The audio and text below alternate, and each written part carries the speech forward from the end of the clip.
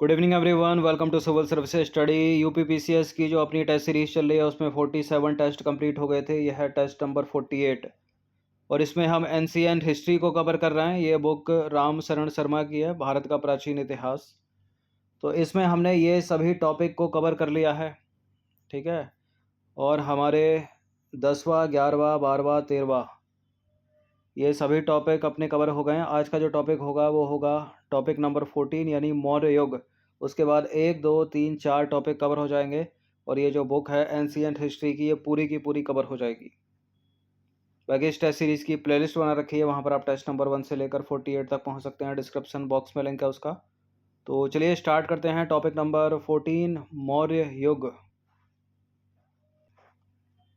Topic number 14 Maurya युग और इस टॉपिक का जो पहला प्रश्न है वो है, मौर्य वंश के संदर्भ में निम्नलिखित कथनों पर विचार करेंगे। पहला स्टेटमेंट है, इस वंश का संस्थापक चंद्रगुप्त मौर्य था। मुद्रा राक्षस में मौर्य वंश का वर्णन किया गया है और मौर्य वंश के समय पश्चिमोत्तर भारत सेल्युकस के अधीन था। बताइए कौन सा करेक्ट है इसमें। देखिए, मौर्य वंश के संदर्भ में पहला सही है, इस वंश का संस्थापक चंद्रगुप्त मौर्य था और मुद्रा राक्षस में मौर्य वंश का वर्णन किया गया है और मौर्य वंश के समय पश्चिमोत्तर भारत सेल्युकस के अधीन था। ये तीनों के तीनों करेक्ट है। 1 2 3 डी है इसका आंसर। मौर्य वंश का संस्थापक था चंद्रगुप्त मौर्य। उसने जो है कौटिल्य नाम से ज्ञात चाणक्य की सहायता से नंद वंश का तख्ता पलटकर मौर्य शासन कायम किया या मौर्य वंश की नींव रखी।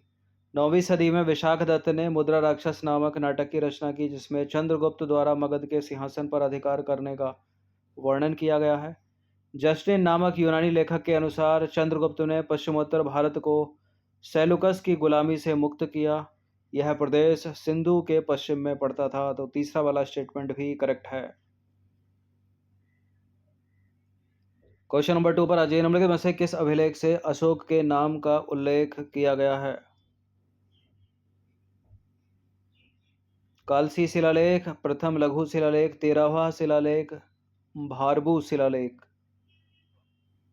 किस अभिलेख से अशोक के नाम का उल्लेख किया गया है। तो प्रथम लघु शिलालेख, ऑप्शन नंबर बी है इसका आंसर।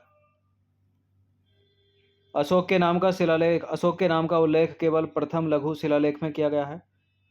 और मास्की जो है, एक मास्की है, गुर्जरा है और उदय गोलम के लेखों में भी अशोक का व्यक्तिगत नाम मिलता है।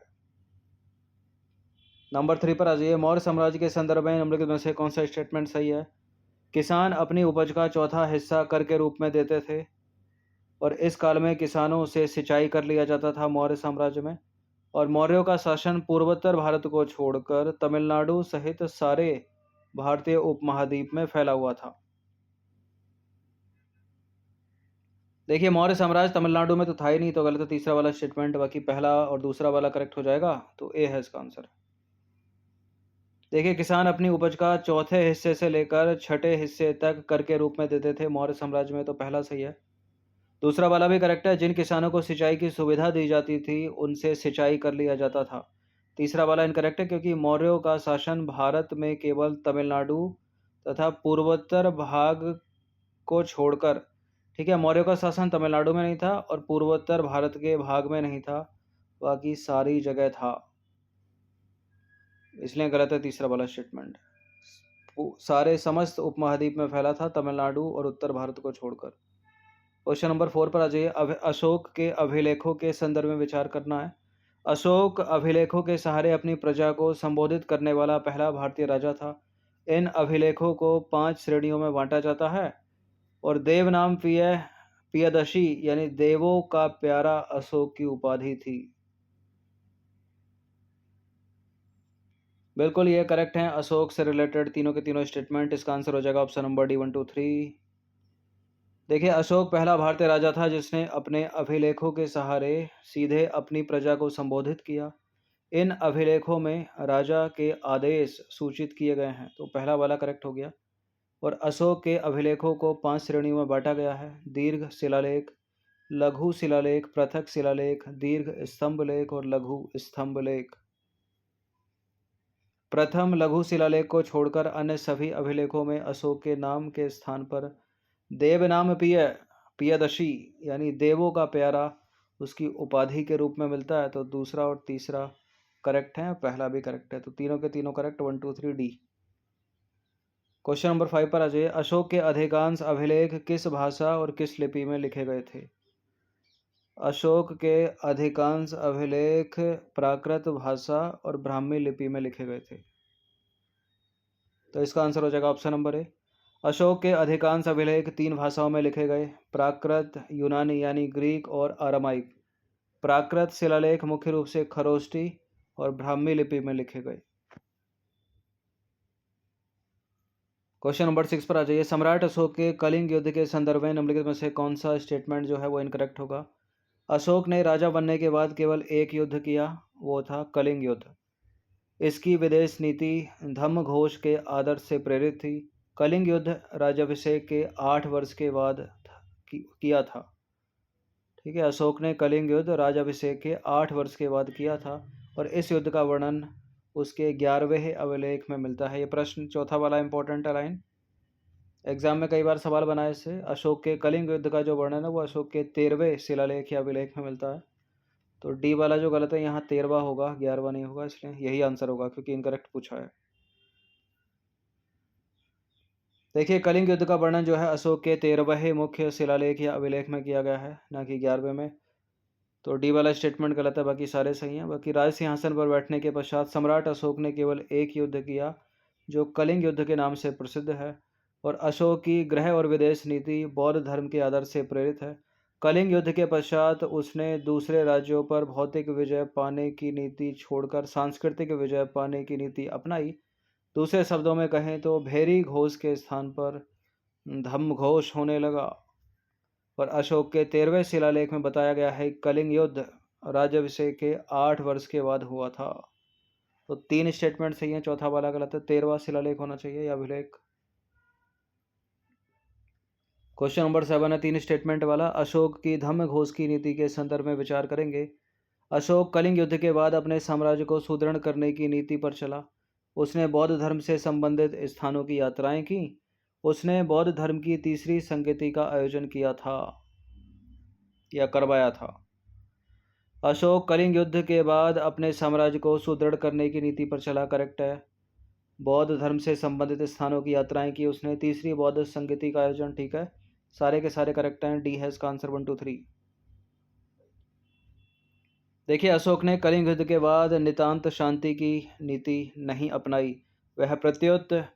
प्रत्युत वह अपने साम्राज्य को सुदृढ़ करने की व्यवहारिक नीति पर चला। तो करेक्ट है पहला स्टेटमेंट। अशोक ने बौद्ध धर्म को ग्रहण किया और बौद्ध धर्म स्थानों की यात्राएं की। उसकी इस यात्रा के लिए धम्म यात्रा शब्द का उल्लेख मिलता है। ठीक है, धम्म यात्रा।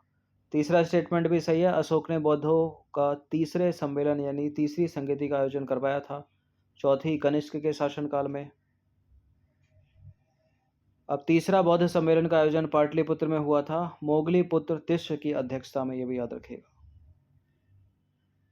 क्वेश्चन नंबर 8 पर आ जाइए। अशोक द्वारा नियुक्त अधिकारियों के संदर्भ में निम्नलिखित कथनों पर विचार करेंगे। एक है धम्म महामात्र और दूसरा है राजुक।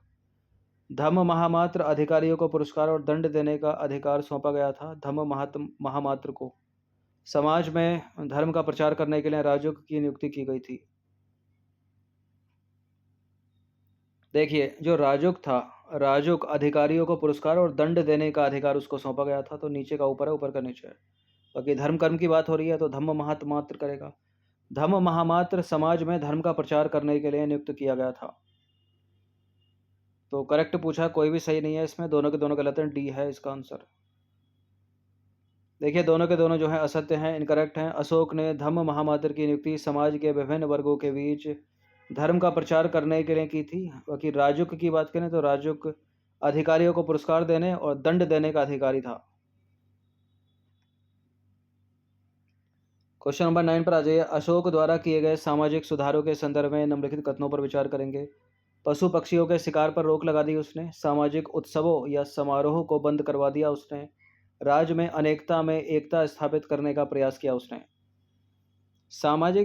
धार्मिक सामाजिक समारोह या उत्सवों को बंद करवा दिया था उसने, करा दिया था।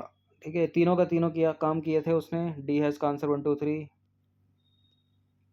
देखिए, अशोक जो है कर्मकांडों का विरोधी था, विशेषकर स्त्रियों में प्रचलित अनुष्ठानों का विरोधी था। उसने कई तरह के पशु पक्षियों की हिंसा पर रोक लगा दी थी।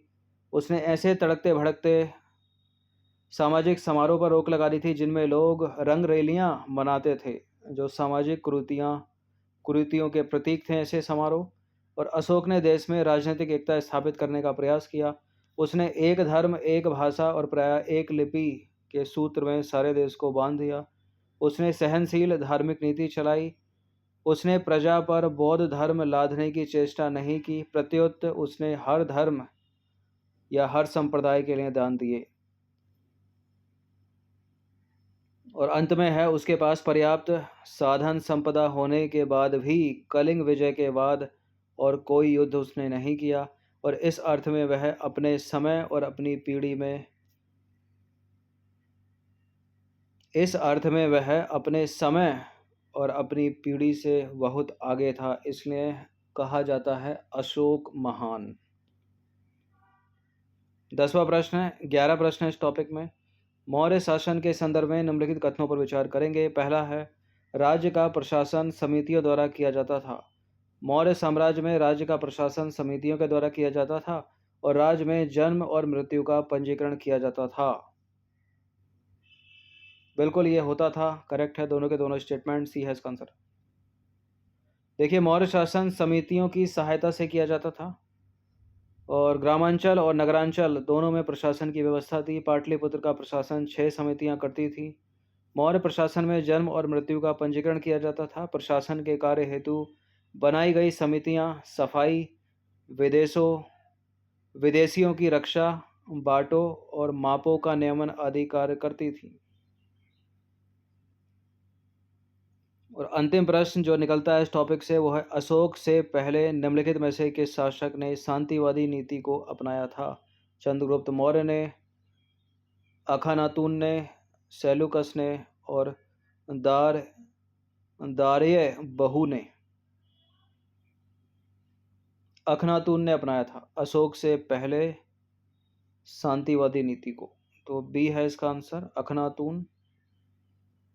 देखिए, ईसा पूर्व 14वीं सदी में मिस्र के शासक अखनातून ने शांतिवादी नीति को अपनाया, तो इसका आंसर हो जाएगा ऑप्शन नंबर बी, अशोक से पहले। तो यह है टॉपिक नंबर 14, मौर्य साम्राज्य। इससे बनते हैं 11 प्रश्न, इनकी आप प्रैक्टिस कर लीजिएगा। धन्यवाद। बहुत जल्द ये बुक जो है वो कवर हो जाएगी।